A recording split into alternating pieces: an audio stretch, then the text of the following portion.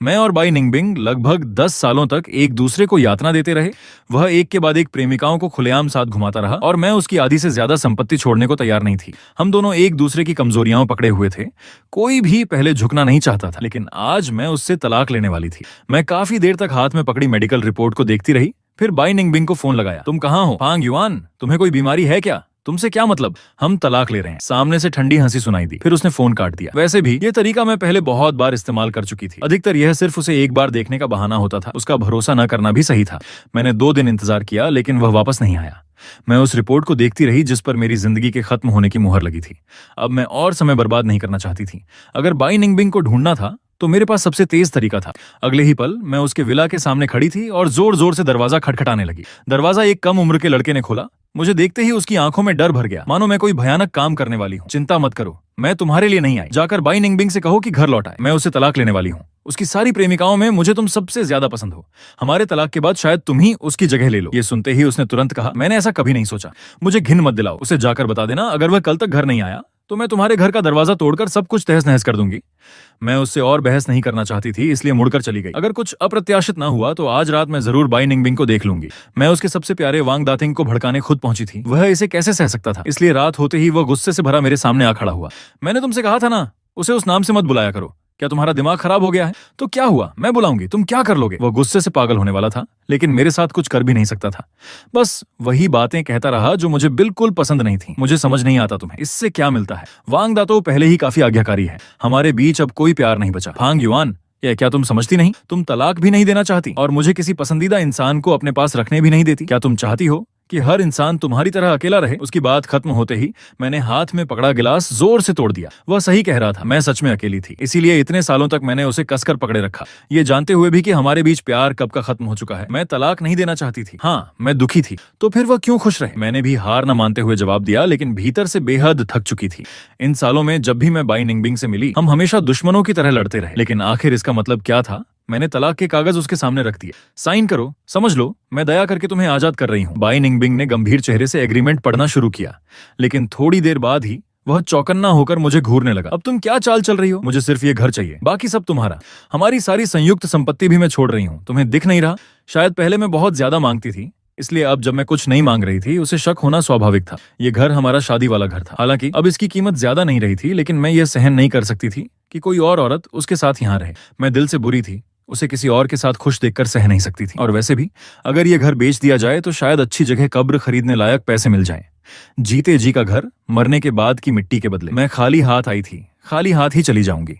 शायद यही सबसे हल्का अंत होगा। बाई निंगबिंग ने बहुत सावधानी से कागजों को बार बार पढ़ा, फिर बोला, मैं अपने वकील से नया एग्रीमेंट बनवाऊंगा। घर तुम्हारा रहेगा, इसके अलावा मैं तुम्हें 1 करोड़ दूंगा। इसके बाद हमारा हिसाब हमेशा के लिए खत्म। वह सच में बड़ा उदार निकला। सिर्फ 1 करोड़ में हमारे 10 साल के रिश्ते की कीमत लगा दी। मेरे वकील के बनाए कागजों पर भरोसा नहीं, लेकिन तुम्हारे वकील पर भरोसा है। देखो, अब मैं बाई निंगबिंग से ठीक से बात भी नहीं कर पाती थी। यहाँ तक कि उसे आजाद करने के पल में भी मैं उसे ताना मारे बिना नहीं रह सकी। ये सोचकर मैंने गहरी सांस ली। ठीक है, मैं मान गई। अच्छा, कल मेरा असिस्टेंट एग्रीमेंट लेकर आएगा, तुम तुरंत साइन कर देना। वह इस दिन का बहुत लंबे समय से इंतजार कर रहा था। मुझे तो लगा शायद वह रातों रात अपने सारे वकीलों को बुलाकर मीटिंग करेगा, यह जानने के लिए कि कहीं मैंने कोई जाल तो नहीं बिछाया। जो करना है जल्दी करो, मैंने इतना कहा। फिर भी वह चालाक लोमड़ी की तरह मुझे देखता रहा। मैं एक और शर्त जोड़ना चाहता हूँ, पैसे लेने के बाद तुम सी शहर छोड़ दोगी। आखिर हम दोनों को अपनी अपनी जिंदगी जीनी चाहिए, है ना? मैंने कोई जवाब नहीं दिया, बस उसे बाहर धक्का देकर दरवाजा बंद कर दिया। आंखों से दूर तो मन भी शांत। अगले दिन बाई निंगबिंग का असिस्टेंट सच में अपनी भारी तनख्वाह के लायक निकला। वह हाथ में एग्रीमेंट लेकर आ गई। उसने सम्मान से कागज मुझे थमाते हुए कहा, मैडम फांग, मेरे और बाई निंगबिंग के झगड़ों के बारे में पूरी कंपनी जानती थी। वांग दातिंग तो खुलेआम उसे ऑफिस लाने ले जाने लगा था, और बाई निंगबिंग भी मुझे नीचा दिखाने में पीछे नहीं था। उसने जानबूझकर वांग दातिंग को कंपनी में मेरा असिस्टेंट बना दिया। हालांकि ज्यादा समय नहीं लगा, वह वापस घर भेज दिया गया। उसके बाद से बाई निंगबिंग ने मुझसे दूरी बनानी शुरू कर दी। तब से मैं भी कंपनी नहीं गई। अब बहुत कम लोग मुझे मैडम फांग कहकर बुलाते थे। मेरे सामने खड़ी ये लड़की शायद अकेली थी, जरूरत नहीं, अब देखने लायक कुछ बचा भी नहीं। मैं मुस्कुराई और एग्रीमेंट उसे वापस दे दिया। अपने मिस्टर बाई से कहना 1 महीने बाद समय पर पहुंचे। देर मत करे, मेरे पास आखिर ज्यादा समय नहीं बचा। जी मैडम फांग। लड़की विनम्रता से विदा लेकर चली गई। हम दोनों एक के पीछे एक बाहर निकले। बाई निंगबिंग नहीं चाहता था कि मैं इसी शहर में रहूं, और सच कहूं तो मैं खुद भी यहाँ नहीं रहना चाहती थी। गिरते पत्ते आखिर जड़ों की ओर लौटते हैं।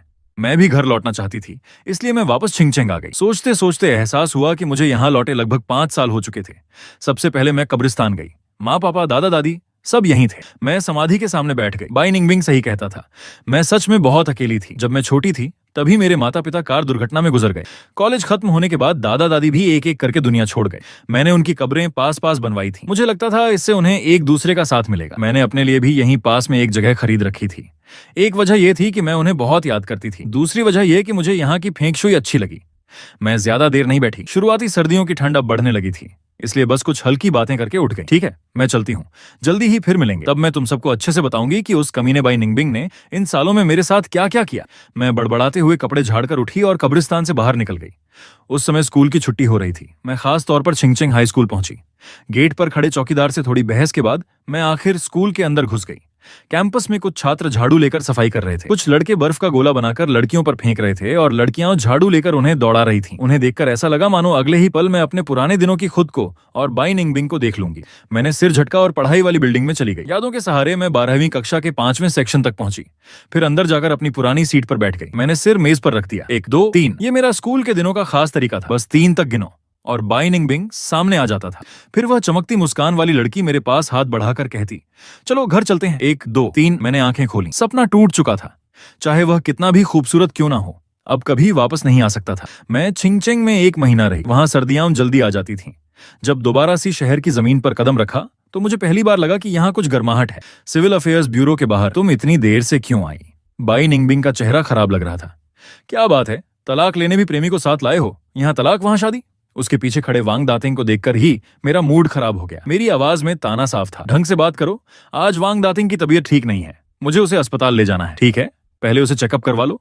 मुझे क्या जल्दी है, मैं इंतजार कर लूंगी। जल्दी करो, ड्रामा मत करो। वह मेरी ओर बढ़ने लगा। तुम मुझे जबरदस्ती अंदर ले जाओगे? शर्म नहीं आती? बहस बंद करो। मैं हंसी और बोली, बाई निंगबिंग, अगर तुम इतनी बेचैनी नहीं दिखाते तो शायद मैं अभी तुम्हारे साथ अंदर जाकर सर्टिफिकेट ले भी लेती। अब 2 ही रास्ते हैं, या तो मुझे बेहोश करके अंदर ले जाओ या फिर दफा हो जाओ। बाई निंगबिंग का चेहरा गुस्से से लाल पड़ गया। उसने मुझे घूरा और वांग दातिंग को लेकर चला गया। मेरा गुस्सा इतना बढ़ गया कि खाने का भी मन नहीं रहा। तलाक लेने आया है और ऊपर से प्रेमी को साथ लाकर मुझे चिढ़ा रहा है। मैंने पास की दुकान से एक बेसबॉल बैट खरीदा और सीधे टैक्सी लेकर वांग दातिंग के घर पहुंच गई। इस घर की मालिक बाई निंगबिंग है, सही? मैंने मुस्कुराते हुए अपना मैरिज सर्टिफिकेट दिखाया। ये हमारी शादी की संयुक्त संपत्ति है। मिस्त्री ने फुर्ती से दरवाजा खोल दिया। मैंने उन्हें पैसे देकर भेजा और सीधे अंदर चली गई। बाई निंगबिंग को उसके साथ तस्वीरें खिंचवाना काफी पसंद था। हालांकि यह थोड़ा शर्मनाक था, लेकिन ऐसी तस्वीरें बहुत थीं। कॉलेज खत्म होने के बाद बाई निंगबिंग हमेशा व्यस्त रहने लगा। हमारी साथ वाली तस्वीरें भी कम होती गईं। पहले हम पीठ फेर कर सोते थे, फिर अलग अलग कमरों में और आखिर में अलग रहने लगे। तभी मुझे समझ आया कि हमारा रिश्ता सच में टूट चुका है, क्योंकि बाई निंगबिंग अब अलग अलग मर्दों को अपने घर लाने लगा था। मैंने कमरे का एक चक्कर लगाया और धीरे से एक बैंगनी जेड की सजावट तोड़ दी। वह मेरी दादी को बहुत पसंद आती। मैंने खास उनके लिए खरीदी थी, लेकिन किस्मत को कुछ और मंजूर था। वह उस सर्दी से पहले ही चली गई, तो यह यहाँ छुपा कर रखा था। बाई निंगबिंग इसे अपने प्रेमी को खुश करने के लिए ले आया। ये देखकर मैंने और नहीं सोचा। मैंने बेसबॉल बैट घुमाना शुरू कर दिया। कुछ ही मिनटों में घर का आधे से ज्यादा सामान टूटकर बिखर गया। शायद मैंने जरूरत से ज्यादा ताकत लगा दी थी। मुझे महसूस हुआ कि कोई तरल चीज जमीन पर टपक रही है। मैंने सिर उठाकर खून पोंछा और अगले ही पल मेरी नजर हैरान वांग दातिंग और गुस्से से भरे बाई निंगबिंग से जा मिली। मेरा नाम मत लो, सुनकर उल्टी आती है। फांग युआन, मैं सच में तुम्हें अब समझ नहीं पा रहा। बाई निंगबिंग गुस्से से पागल हो उठा। वह मुझे धक्का देने ही वाला था, लेकिन तभी उसने देखा कि मेरी नाक से फिर खून बहने लगा है।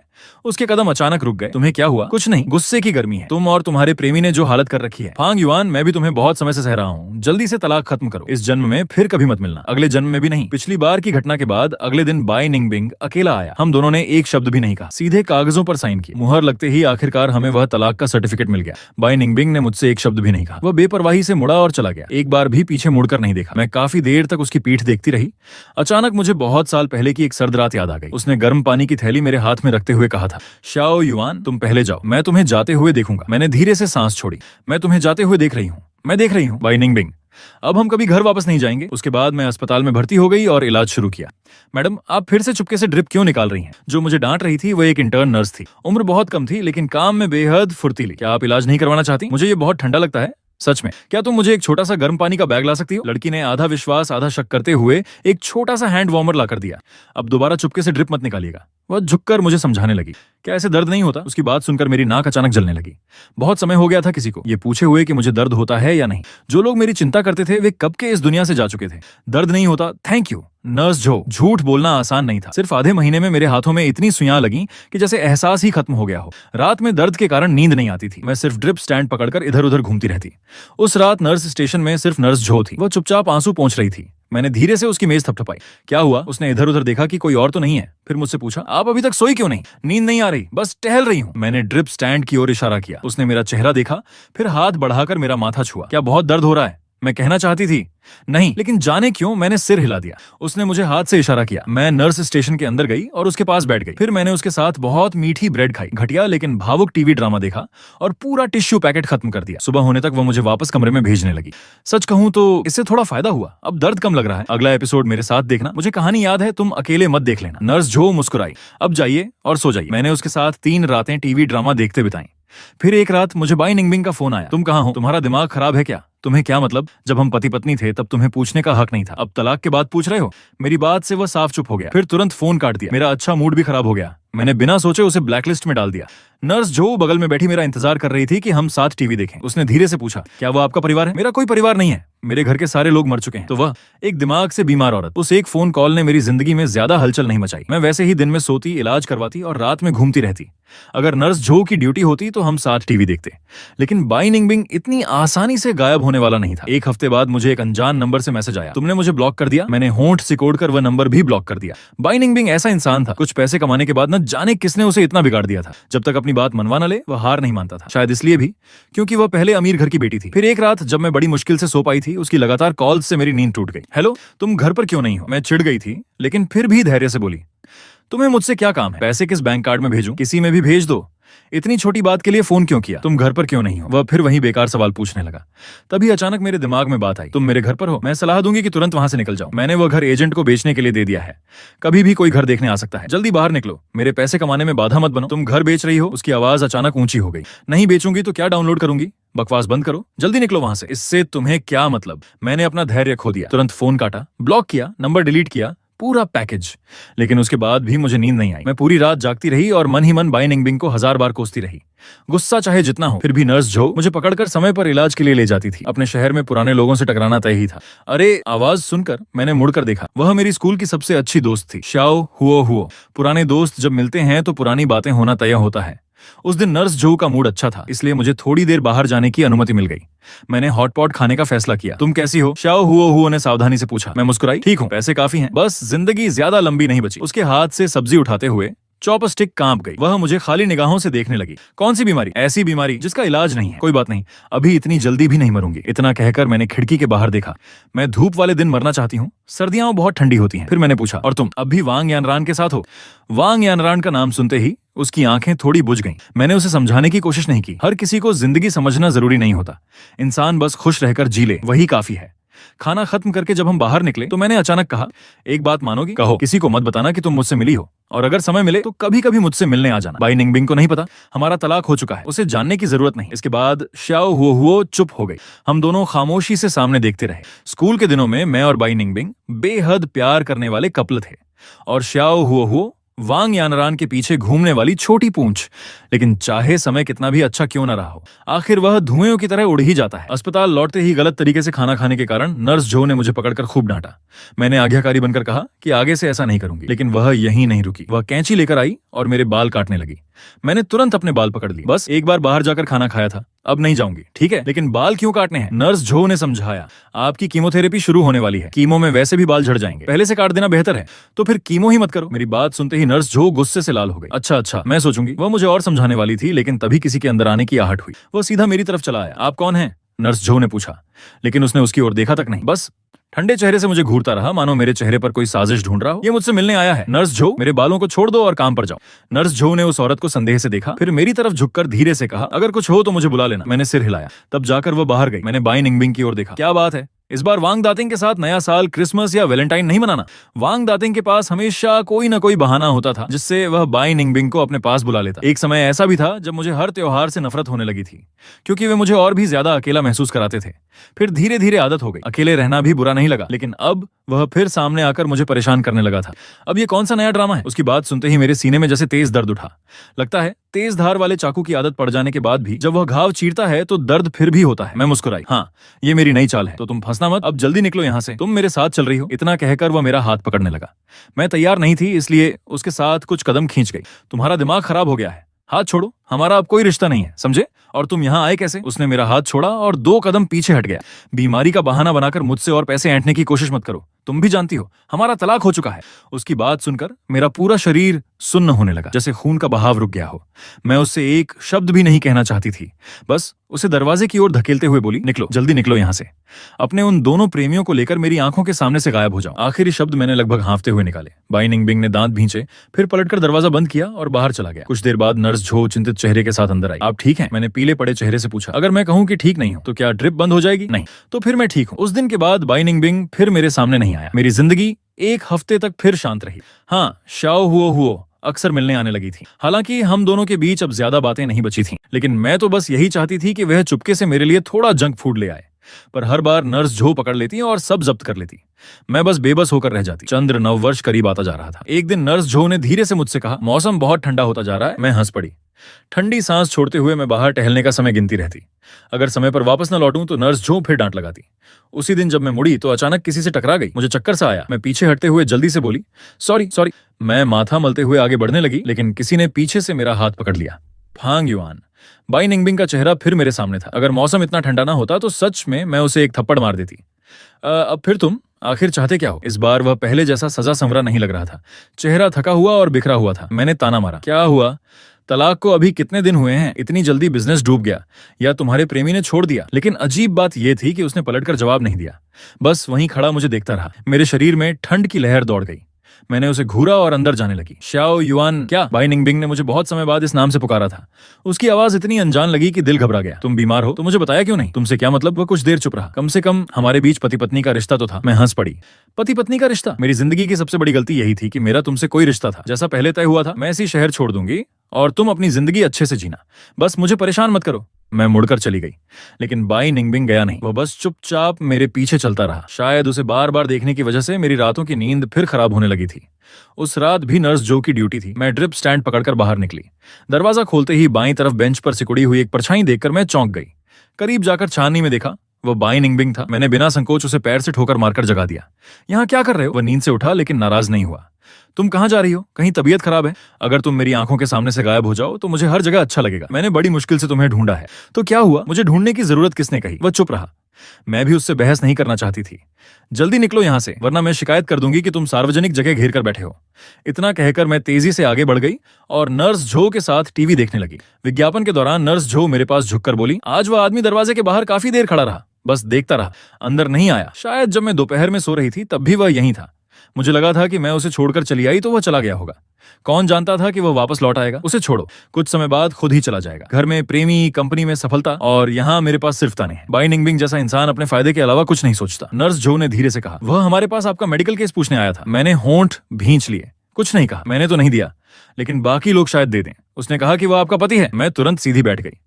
ये बात साफ करनी पड़ेगी, वो मेरा एक्स हस्बैंड है। मुझे तो खुद नहीं पता कि वह मेरी चिंता में आया है या मेरी छोड़ी हुई संपत्ति के लिए। ये सुनते ही नर्स झो सतर्क हो गई। वह मेरे पीछे देखने लगी। मैंने मुड़कर देखा और लगभग डर ही गई। तुम अब भी मेरा पीछा कर रहे हो? बाई निंगबिंग का चेहरा भारी था। मैं पैसे के लिए नहीं आया। मैंने सिर उठाकर छत की ओर देखा। अगर पैसे के लिए नहीं तो फिर किस लिए? मैं उसे खींचते हुए कमरे में ले गई। ठीक है, तुम जीत गए। अब बताओ तुम्हें चाहिए क्या? कितने पैसे चाहिए? कितना दूं? बाई निंगबिंग चुपचाप मेरा हाथ रजाई के अंदर रखता रहा। फिर उसने ड्रिप स्टैंड पकड़ लिया और मेरी तरफ देखकर हल्का सा मुस्कुराया। थोड़ा सो जाओ, मैंने हाथ हिलाकर कहा। ऐसा मत करो, ऐसा करते हैं, तुम ट्रांसफर के सारे पेपर तैयार कर दो, मैं साइन कर दूंगी, फिर तुम यहां से चले जाना, ठीक?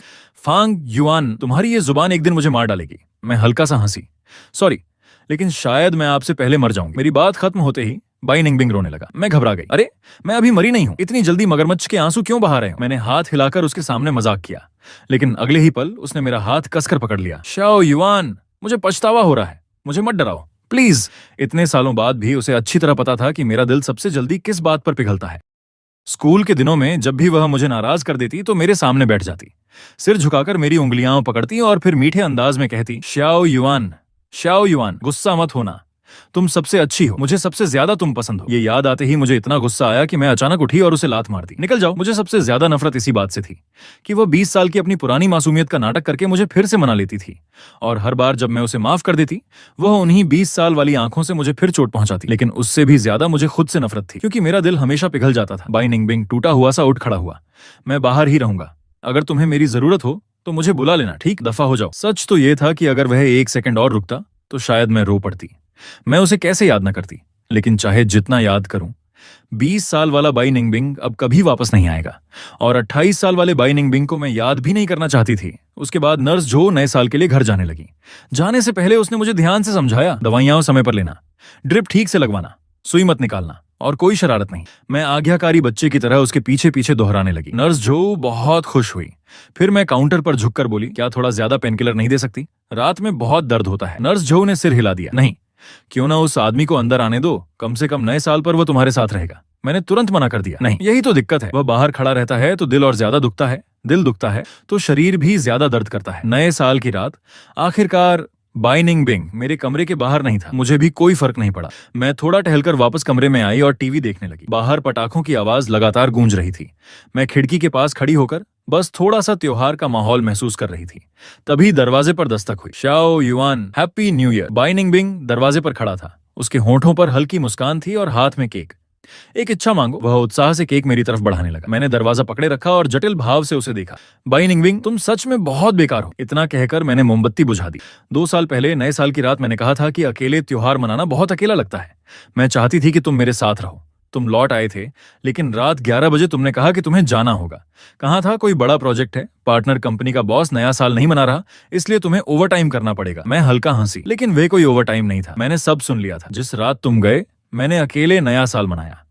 उस साल की सर्दी बहुत ठंडी थी। तब मुझे समझ आया कि नए साल का भी कोई मतलब नहीं है। उसी दिन से मैंने नए साल का इंतजार करना छोड़ दिया। मैंने उसकी ओर देखा। तुम भूल गए हो, लेकिन मैं नहीं भूली। मैंने बहुत पहले ही नए साल की उम्मीद करना छोड़ दिया था। मैंने देखा उसके हाथ कांप रहे थे, जैसे वह कोई बहाना ढूंढना चाहता हो। लेकिन अब मुझे सुनने में कोई दिलचस्पी नहीं थी। मुझे सबसे ज्यादा पछतावा इसी बात का है कि तब मैं सच नहीं समझ पाई।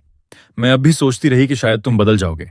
अगर उस समय मैं समझ जाती तो शायद आज मैं नए साल की इच्छा मांग पाती। मैं 100 साल तक जीना चाहती हूँ। क्या तुम ये मेरे लिए कर सकते हो? इतना कहकर मैंने दरवाजा बंद कर दिया। पता नहीं दरवाजा उसके चेहरे पर लगा या नहीं। शाओ हुओ अब इस बारे में कुछ नहीं कहती थी। उसने चुपचाप हेयर ट्रिमर निकाला। सच में काटने हैं? हाँ, काट दो। नर्स जो पहले ही बहुत व्यस्त रहती है, उसका समय मत खराब करो, तुम कर दो। शाओ हुओ चुपचाप मेरे बाल काटने लगी। मेरे लंबे सुंदर बाल धीरे धीरे जमीन पर गिरते गए। मैंने आईने में खुद को देखा। अब सच में मरीज लग रही हूँ, एक अंतिम अवस्था की मरीज। अब मैं ज्यादा चल फिर भी नहीं पाती थी, क्योंकि पूरे शरीर में दर्द रहता था।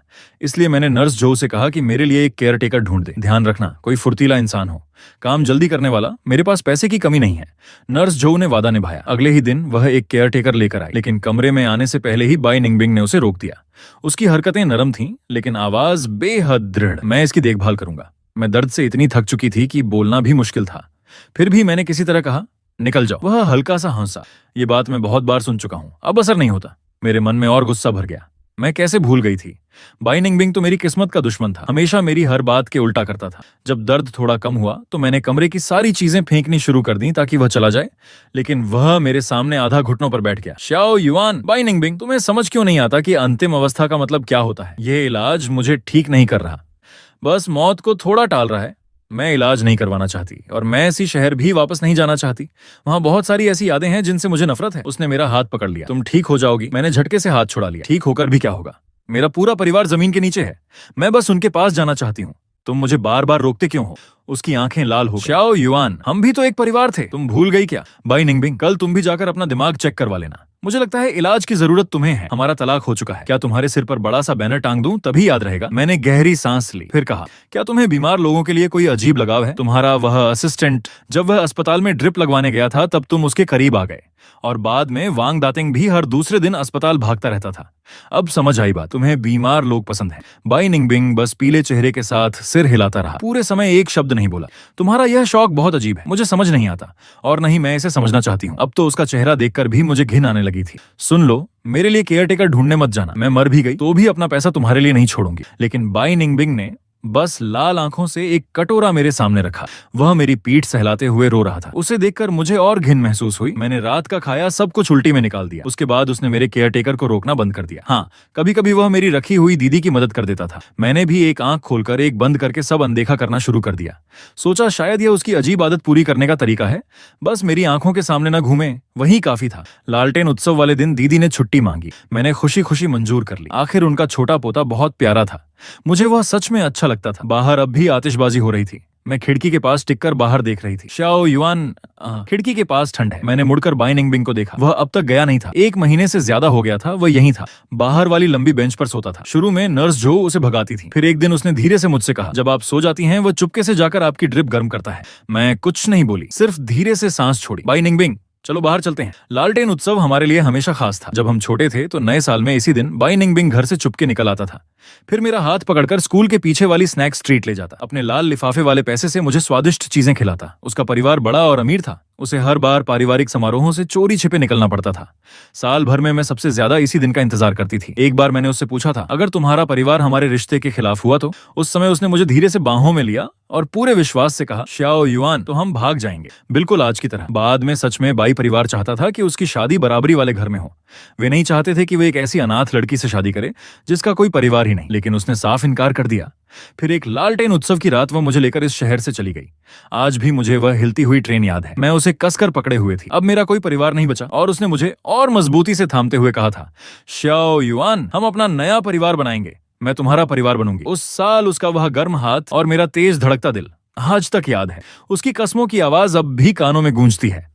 लेकिन आज सब बदल चुका था। हमने एक दूसरे के लिए इतना कुछ किया, फिर भी आखिर यहाँ तक कैसे पहुंच गए? मैं समझ नहीं पाई और फिर समझने की कोशिश भी छोड़ दी। सड़क पर चलते हुए मैंने एक ग्रिल्ड सॉसेज की ओर इशारा किया। मुझे वह चाहिए। शाओ युआन, उसके चेहरे पर परेशानी आ गई। मैंने होंठ सिकोड़कर खुद खरीदने के लिए कदम बढ़ाया। ठीक है, मैं खरीद देता हूँ, तुम यहीं खड़ी रहो, वहां धुआं बहुत है, तुम मत जाओ। अगले ही पल मैंने संतोष से एक बड़ा कौर लिया। कई साल बाद फिर वही जवान दिनों वाली खुशी महसूस हुई। फिर मैंने उसे और चीजें खरीदने भेजा। टांगलू, फिश बॉल्स, आइस डेजर्ट, इतनी चीजें थीं कि मैं पकड़ नहीं पा रही थी। इसलिए मजबूरी में मैंने बाई निंगबिंग को अपना मानव स्टैंड बना लिया। मैं कभी यह खाती कभी वह। लेकिन 2 कौर बाद ही वह अचानक बोला, बस करो। मैंने उसे घूरा। अगर फिर से लेक्चर देना है तो वापस चले जाओ। शाओ युआन, थोड़ा कम खाओ। उसकी आवाज भर्रा गई थी। मैंने ऊपर देखा। उसकी आंखें लाल थीं। रो क्यों रहे हो? तुम तो यहाँ इसलिए रुके हो कि देख सको मैं कब मरती हूँ। मैंने उसका हाथ झटक दिया और तेज कदमों से आगे बढ़ गई। लेकिन बाई निंगबिंग फिर भी पीछे पीछे चलता रहा। ये मत खाओ, ये सब शरीर के लिए खराब है। तो क्या तुम चाहते हो मैं जल्दी मर जाऊं? मेरा मूड खराब था तो मैं उसका भी खराब करना चाहती थी। बाई निंगबिंग ने आंखें झुका ली, लेकिन जब मैं आगे बढ़ी तो उसने फिर मेरे कपड़े का किनारा पकड़ लिया। शाओ युआन, नूडल्स खाओगी? पीछे वाली वही पुरानी दुकान। वह वही दुकान थी जहां हम हर साल जाते थे। मुझे वहां का खाना बहुत पसंद था। शायद खाने का लालच था, या फिर पीछे से भागते हुए उन छात्रों का शोर, या शायद बाई निंगबिंग का वह झुका हुआ चेहरा किसी पुराने पल से मिल गया था। मैंने धीरे से सिर हिलाया। ठीक है, नूडल्स की दुकान बदल चुकी थी। पहले वहां एक मोटे से भैया मालिक थे। अब उनकी जगह एक युवा पति पत्नी ने ले ली थी। वे ज्यादा अपनापन भरे लगे। लेकिन फिर भी मुझे पुराने वाले भैया याद आए। खाने का स्वाद भी बदल गया था।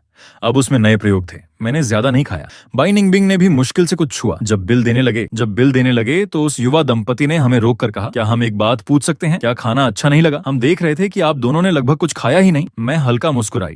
नहीं, बात वह नहीं है, बस हमें पुरानी चीजें ज्यादा पसंद थी, खाना भी और लोग भी। जब कोई बदल जाता है तो बदल जाता है। जो चला गया उसे वापस नहीं रखा जा सकता। हम दोनों साथ साथ वापस चलने लगे। आसमान में फिर आतिशबाजी शुरू हो गई। मैंने बाई निंगबिंग का चेहरा देखा और सोचा, जिस इंसान को प्यार मिलता है उसे हमेशा कुछ विशेष अधिकार मिल ही जाते हैं। एक इच्छा मांगो, फिर से पटाखे चल रहे हैं। मैं अचानक रुक गई और उसे जल्दी करने लगी। क्या देख रहे हो? जल्दी करो। बाई निंगबिंग थोड़ा झुककर मेरे चेहरे के करीब आया। वह मेरी आंखों में देखते हुए गंभीरता से बोला, अगर भगवान सच में सुन रहे हैं तो मैं बस इतना चाहता हूँ कि समय पीछे लौट जाए। मैं हंसी। भगवान ने सुन लिया और कहा, बोली हुई इच्छाएं पूरी नहीं होती। फिर मैंने धीरे से कहा, ऊपर वाला सुनता ही नहीं, क्योंकि मैं यह इच्छा पहले ही 10,000 बार मांग चुकी हूँ। न कोई उल्टी दिशा में चलने वाली घड़ी होती है, न कोई बीता हुआ कल लौटता है। शायद माहौल बहुत शांत था, इसलिए मैंने अनजाने में समझाना शुरू कर दिया। वांग दातिंग को मैंने नहीं धक्का दिया था। बाई निंगबिंग के होठों की मुस्कान तुरंत गायब हो गई। तुमने उसे मेरा असिस्टेंट बनाकर भेजा था। हाँ, मुझे गुस्सा आया था, लेकिन शर्मनाक हरकत तुम्हारी थी। मैं इतनी नीचे नहीं गिरती कि उस पर हाथ उठाती। उसके तरीके बहुत घटिया थे। और तुम सच में उसकी चिंता करने लगे थे। जैसे जैसे मैं बोलती गई मेरा गुस्सा बढ़ता गया। मैंने उसे घर के अंदर तक नहीं आने दिया, वो बहुत गंदा था। मैंने जोर से दरवाजा बंद कर दिया, दिल में यही चाहा कि दरवाजा उसके ऊपर ही गिर पड़े। इसके बाद मैं लगभग बिस्तर से उठ नहीं पाती थी। डॉक्टर ने पूछा कि क्या मैं ऑपरेशन करवाना चाहती हूँ। उन्होंने कहा खतरा है, लेकिन अगर सफल हुआ तो शायद कुछ महीने और जी सकें। असल में उन्होंने इतने सीधे शब्द नहीं कहे थे, ये मेरा खुद का अनुवाद था। मैंने कहा नहीं। बाई निंगबिंग ने कहा हाँ। मैं हंस पड़ी। तुम्हारी राय मायने नहीं रखती। अब तुम्हारे पास इतना अधिकार भी नहीं बचा कि मेरी गंभीर हालत वाले कागज पर साइन कर सको। फिर वो रोने लगा। मैं देखना नहीं चाहती थी, हमारा रिश्ता बहुत पहले खत्म हो चुका था। वो मेरे लिए फैसले नहीं कर सकता था, और सच कहूं तो अब इस दुनिया में कोई भी मेरे लिए फैसला नहीं कर सकता था। मैंने अब भी बाई निंगबिंग को कमरे में आने नहीं दिया। वह रोज बाहर वाली कुर्सी पर सोता था। एक दिन नर्स झो भी मुझे समझाने आई। उसे अंदर रहने दो ना। मैं चौंक गई। तुम उसकी तरफ हो? नर्स झो हंसी। लेकिन आप भी तो रात में चुपके से उसे कंबल उड़ा देती हो। मैं चुप हो गई। हाँ, मैं पहले हार गई थी, लेकिन फिर भी मैंने उसे अंदर नहीं आने दिया। मैंने नर्स झो से कहा, ये मेरी आखिरी जिद है। जिंदगी के आखिर में अगर मेरी कोई इच्छा बची है तो बस यही कि मैं खुद के साथ थोड़ा ईमानदार रह सकूं। मैं उसे माफ नहीं कर सकती। अगर कर दूं तो ऐसा लगेगा जैसे मैंने खुद के साथ धोखा किया। जब बाई निंगबिंग अंदर नहीं आ पाया तो उसने मुझे फूल भेजने शुरू कर दिए। हर दिन एक बड़ा सा सफेद गुलाबों का गुलदस्ता आता। मैंने काफी देर उन्हें देखा, फिर मुस्कुराकर श्याओ हुओ से कहा, जब मेरी कब्र पर आना तो गुलाब मत लाना, मुझे बेल फ्लावर पसंद है। श्याओ हुओ ने धीरे से सिर हिलाया। ठीक है। लेकिन अगले ही दिन बाई निंगबिंग ने गुलाबों की जगह बेल फ्लावर भेज दिए। मैं मन ही मन सोचने लगी, वाह, श्याओ हुओ तो दुश्मन की जासूस निकली। लेकिन मैंने कुछ नहीं कहा, क्योंकि वे फूल मुझे सच में पसंद थे। बीमारी बढ़ने के बाद मुझे रात में ठीक से नींद नहीं आती थी। अक्सर धुंधली सी कोई परछाई मेरे बिस्तर के पास बैठी दिखाई देती। मैं सोचती, क्या मैं इतनी कमजोर हो गई हूं कि मेरे मरे हुए परिवार वाले मुझे लेने आ गए हैं? फिर वो परछाई मेरा हाथ पकड़ती और धीरे से कहती, श्याओ युआन, मैं जा रहा हूं। तब समझ आता, ये बाई निंगबिंग है। उसके आंसू उसके हाथों की गर्मी जैसे थे। इतना ठंडा इंसान, लेकिन शरीर का तापमान इतना गर्म। मैं आंखें बंद करके फिर सो जाती। उसे दफा हो जाओ कहना बहुत थका देता था। मेरी नींद उससे ज्यादा जरूरी थी। वह हर रात मेरे बिस्तर के पास आता और आधी रात में बिना रुके बातें करता रहता। श्याओ युआन, तुम अब मुझे नहीं चाहती? नहीं चाहती। श्याओ युआन, तुम बहुत पतली हो गई हो। श्याओ युआन, मुझे माफ कर दो ना, मैंने बाकी सबको छोड़ दिया है। अब से मैं रोज समय पर घर आऊंगा। हर दिन तुमसे कहूंगा कि मैं तुमसे प्यार करता हूँ, बिल्कुल पहले की तरह। मेरी नाक अचानक जलने लगी, आंखों में आंसू भर आए। मैंने आंखें खोलकर उसकी ओर देखा। बाई निंगबिंग, क्या तुम्हें हमेशा से पता था कि मैं तुम्हें बहुत ज्यादा बर्दाश्त करती हूँ, इसीलिए तुम बार बार मेरी हदें परखते रहे? वह चुप हो गया। श्याओ युआन, मुझसे गलती हो गई। मैं हल्का सा हंसी। गलती? तुम्हारी गलती क्या थी? बस इतना कि तुम ऊब गए थे, इसलिए नए लोगों की तलाश करने लगे। और फिर जब वह इंसान जो हमेशा तुम्हारे साथ था अचानक दूर चला गया तो तुम्हें थोड़ा खालीपन महसूस हुआ। मैंने उसकी ओर देखते हुए कहा, फिर तुम्हें पता चला कि वह इंसान जल्द मरने वाला है तो तुम्हें अपराध बोध होने लगा। 20 साल का बाई निंगबिंग और 28 साल का बाई निंगबिंग, दोनों के रोने का तरीका बिल्कुल एक जैसा था। होंठ भींच लेना और आंसुओं का लगातार गिरते रहना। बाई निंगबिंग, तुम बहुत पहले ही मुझसे प्यार करना छोड़ चुके थे। ऐसी खुद को धोखा देने वाली बातें मत करो। मैंने मुश्किल से खुद को थोड़ा सीधा किया। मान लो कि मैं अभी इसी पल ठीक हो जाऊं और तुम्हारे साथ घर लौट जाऊं, तो भी कुछ समय बाद तुम फिर इस जिंदगी से ऊब जाओगे।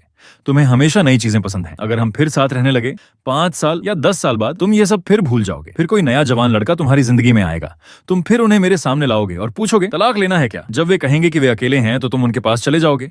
जब वे कहेंगे कि वे दुखी हैं तो तुम मुझे छोड़कर उन्हें दिलासा दोगे। अगर वे चोटिल होंगे तो तुम मुझे ही खलनायक बना दोगे और मुझ पर इल्जाम लगाओगे। श्याओ युआन, मैंने उसकी बात बीच में ही काट दी। कोई बात नहीं, सच में कोई बात नहीं। मैंने कभी तुम्हें बांध कर रखना नहीं चाहा। मुझे बस डर था कि तुम खुद अपने दिल को नहीं समझ पा रहे। अपराध बोध को प्यार कैसे समझ सकते हो? मेरी आखिरी बात सुनते ही बाई निंगबिंग ने अपना चेहरा ढक लिया और फूट फूट कर रोने लगा। वह बिल्कुल उस छोड़े हुए पिल्ले जैसा लग रहा था जिसका कोई अपना नहीं बचा हो। उसने मेरी कमर पकड़ ली। उसके आंसुओं से मेरे कपड़े भीग गए और वह बार बार बस एक ही बात दोहराता रहा, मैं झूठा नहीं हूं, लेकिन मैं बाई निंगबिंग की आंखों में कभी सच वाला प्यार देख चुकी थी, इसीलिए अब समझ पा रही थी। वह फिर मुझे धोखा देने की कोशिश कर रहा था। मैंने सिर उठाकर मन ही मन सोचा, अब मैं बाई निंगबिंग के लिए एक आंसू भी नहीं बहाऊंगी, एक भी नहीं। अब मैं ज्यादा देर तक होश में नहीं रह पाती थी, लेकिन जब भी आंखें खोलती मेरे सिरहाने बेल फ्लावर का एक गुलदस्ता रखा होता। मैंने अब बाई निंगबिंग को कमरे में आने से रोकना बंद कर दिया था, लेकिन मैंने उसे देखना भी छोड़ दिया था। जब नर्स जो मुझे इंजेक्शन लगाती तो चुपके से आंसू पोंछती रहती। मुझे उसके लिए थोड़ा दुख होता था। इतनी छोटी उम्र और इंटर्नशिप शुरू होते ही उसे बिछड़ना सीखना पड़ रहा था। इसलिए मैंने उससे कहा, मत रो, मैं तुम्हें एक तोहफा दूंगी। वह तुरंत उत्सुक हो गई। क्या? मैं मुस्कुराई। अगर नहीं रोगी तभी बताऊंगी। लड़की ने होंठ सिकोड़ लिए। कौन रो रहा है? मैं तो बिल्कुल नहीं रो रही। मैं धीरे से हंसी। ये तोहफा तुम्हें मेरे मरने के बाद ही मिलेगा। उसके बाद बाई निंगबिंग मेरे शरीर को साफ करने में मदद करता था। मैं अब विरोध भी नहीं करती थी, बस चुपचाप उसे देखती रहती। फिर एक दिन मैंने कहा, तुम थोड़े बदसूरत हो गए हो। कभी कभी लोग प्यार खत्म होने के बाद नहीं बल्कि बहुत देर से उसकी कीमत समझने के बाद रोते हैं। जिस इंसान को हम हमेशा अपने पास मान लेते हैं, उसे खोने के बाद ही एहसास होता है कि वह हमारी आदत नहीं, हमारी दुनिया था। लेकिन हर पछतावा दूसरा मौका नहीं लाता। कुछ रिश्ते टूटते नहीं, धीरे धीरे खत्म हो जाते हैं।